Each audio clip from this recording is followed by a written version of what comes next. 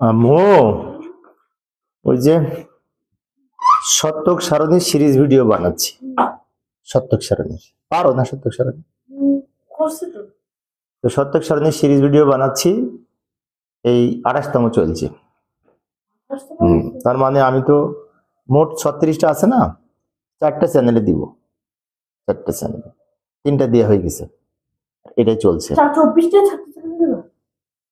না, এখন বানাচ্ছি 9 মিনিট স্কুলের জন্য, অন্যগুলি হয়ে গেছে। এরপরে আইসিটি সলিউশন 24 ওটাও বানাবো, বুঝছো মা?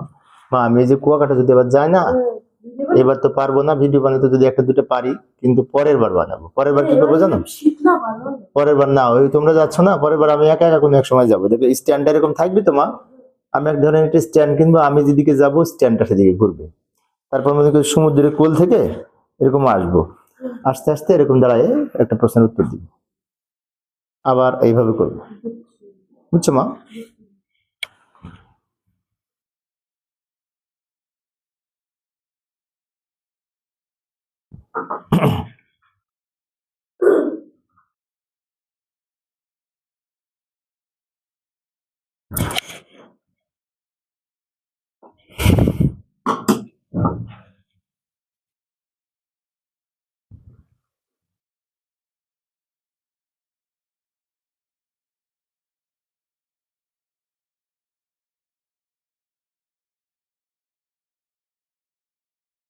আসসালামু আলাইকুম, সবাইকে স্বাগতম। প্রিয় শিক্ষার্থী বন্ধুরা, আজকে আমি এই যে আইসিটি বিষয়ের, এখানে একটি লজিক ফাংশন দেয়া আছে, সমীকরণ দেয়া আছে। এই সমীকরণের আলোকে শতক সারণীর মাধ্যমে কিভাবে উপস্থাপন করা যায় সহজভাবে আলোচনা করার চেষ্টা করব। টেবিলের মাধ্যমে উপস্থাপন কিভাবে করা যায়।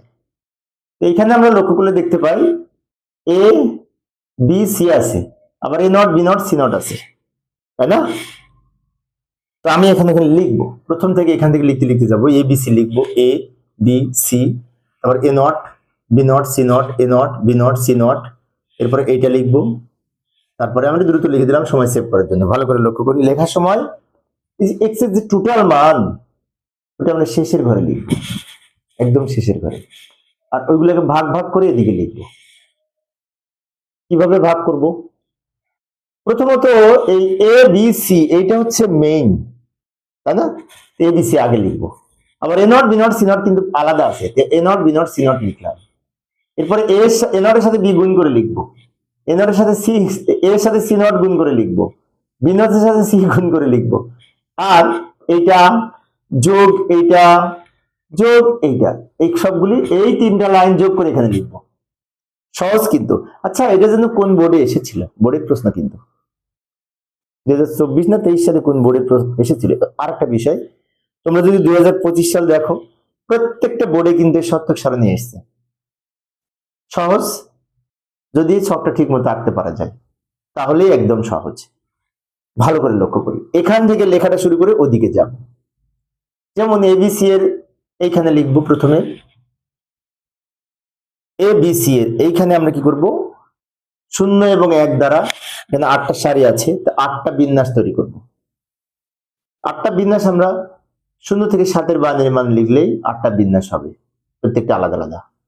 0 থেকে 7-এর বাইনারি, যেমন 0-এর বাইনারি 0, 1-এর বাইনারি 1, 2-এর বাইনারি 10, 3-এর বাইনারি 11, 4-এর বাইনারি 100, 5-এর বাইনারি 101, 6-এর বাইনারি 110, 7-এর বাইনারি 111। আর এইগুলি আমরা 0 দ্বারা পূর্ণ করে দিব, 0 দ্বারা পূর্ণ করে দিব। ভালো করে লক্ষ্য করি, 0 থেকে 7 পর্যন্ত বাইনারি মান লিখেছি। এখন অনেক শিক্ষার্থীর 0 থেকে 7-এর বাইনারি মান মনে থাকে না, নাও থাকতে পারে, অস্বাভাবিক কিছু না। তো সেক্ষেত্রে একটু অন্যভাবে মনে রাখা যায়।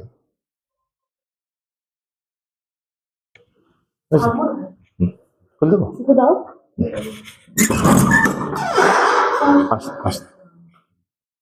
জুতা এখানে, আমি আবার যে ভিডিও বানাচ্ছিলাম, আমার আবার আজকে বাইকের সমস্যা ছিল।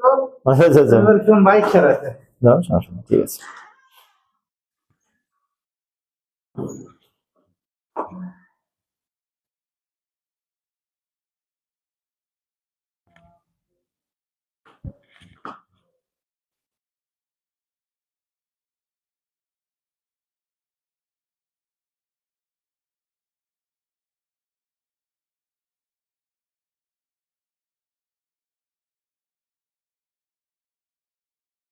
আমাদের অনেক সময় যে 0 থেকে 7-এর বাইনারি মান যদি মনে না থাকে অন্যভাবেও লিখতে পারি। যেমন এদিক থেকে আমরা কাউন্ট করতে করতে এদিকে আসবো।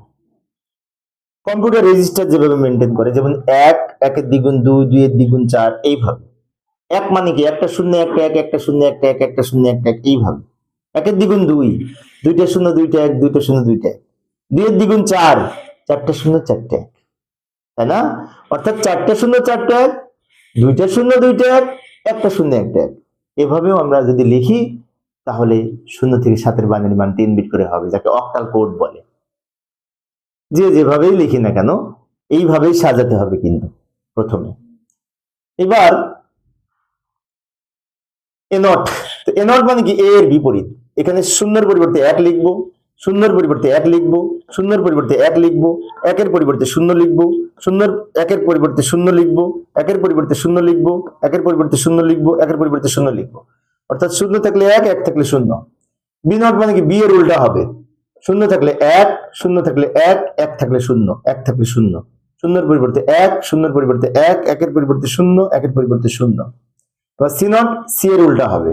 0-এর পরিবর্তে 1, 1-এর পরিবর্তে 0, 0-এর পরিবর্তে 1, 1-এর পরিবর্তে 0, 0-এর পরিবর্তে 1, 1-এর পরিবর্তে 0, 0-এর পরিবর্তে 1, 1-এর পরিবর্তে 0।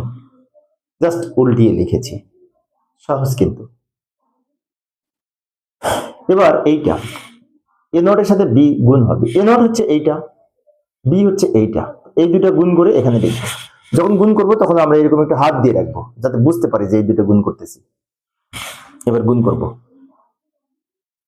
0 আর 1 গুণ করে 0, 0 আর 1 গুণ করে 0, 1 আর 1 গুণ করে 1, 1 আর 1 গুণ করে 1, 0 আর 0 গুণ করে 0, 0 আর 0 গুণ করে 0, 1 আর 0 গুণ করে 0, 1 আর 0 গুণ করে 0। এবার এর সাথে সি নট গুণ করব। এ হচ্ছে এই প্রান্তে, সি নট হচ্ছে এই প্রান্তে, এইটা আর এটা গুণ করে এখানে লিখবো। এই যে এর সাথে 0-এর সাথে 1 গুণ করে 0। ও শিক্ষার্থীদের আমি একটু পরামর্শ দিতে পারি এই ব্যাপারে, সেটা হচ্ছে আমরা এইটা আর এটা যখন গুণ করব তখন অনেক সময় লাইন আমাদের এলোমেলো হয়ে যায়। একটা লাইন একটা গুণ করতে যে ভুলে আরেকটা করে ফেলি।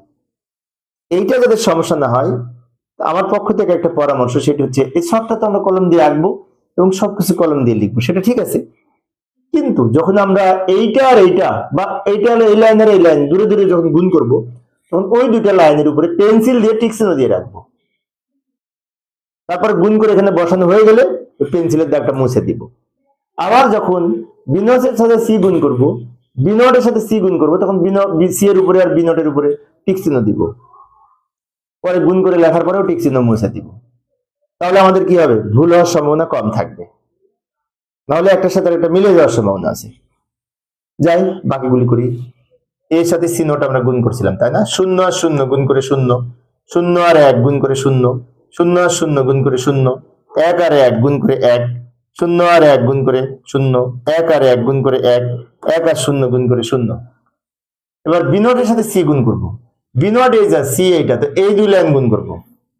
0-এর সাথে 1 গুণ করে 0, 1-এর সাথে 1 গুণ করে 1, 0-এর সাথে 0 গুণ করে 0, 1-এর সাথে 0 গুণ করে 0, 0-এর সাথে 1 গুণ করে 0, 1-এর সাথে 1 গুণ করে 1, 0-এর সাথে 0 গুণ করে 0, 1-এর সাথে 0 গুণ করে 0।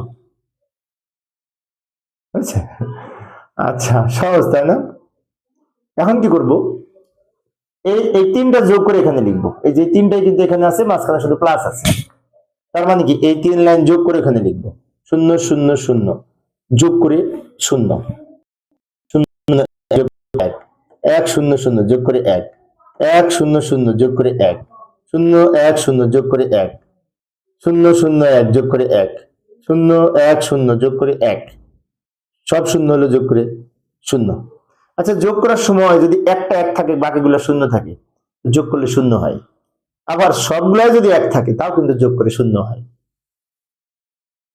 বিষয়টি মনে রাখবো।